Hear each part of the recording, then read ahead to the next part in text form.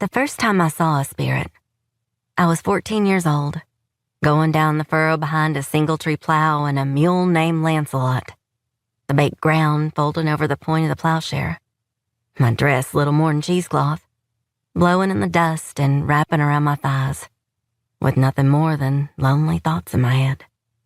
The colored lady who pulled me out of the womb was named Aunt Minnie and said she knew I was special as soon as my eyes popped open. She said I had a haint, and directly I would see the other world. Now I knew what she meant. The spirit had a face the shape of an axe and was leaning against a pine trunk, paring his nails with a penknife, the way soldiers leaned against street lamps in town. He had greasy bronze hair that was combed up in a pompadour and never lifted his eyes. "Come talk to me, little girl," he said. "You have goat's feet," I replied. "I don't talk to goats. I was born with little feet. I ain't no goat, even though you have hooves. Those are my shoes. They're Buster Brown's. Have you seen Buster Brown's on an animal lately?" He lifted one foot and brightened his shoe on the back of his leg. "You better get before my father comes out," I said.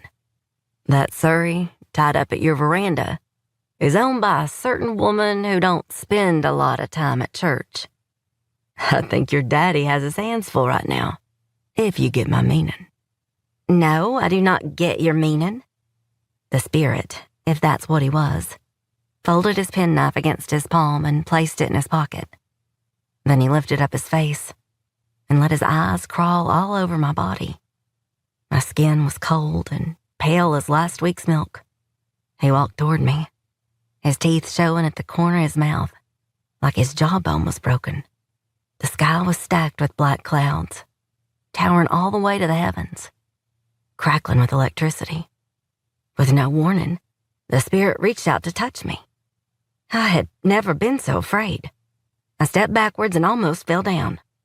"You got hair like cotton candy, except a lot thicker and not sticky," he said, lowering his hand. "Are you part albino? You're mighty pretty. Walk me up to your house." "That is the most obnoxious thing I have ever heard a human being say. Walk your own self." He turned his back and began heading toward the paintless, two-story Victorian home in which I was born, now inhabited by only my brother Cody and me, and a father who I loved, but who in turn did not love me.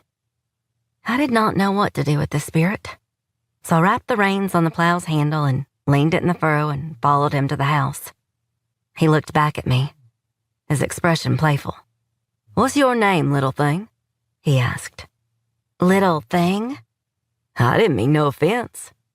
"Bessie Holland, if it's any of your business," I replied.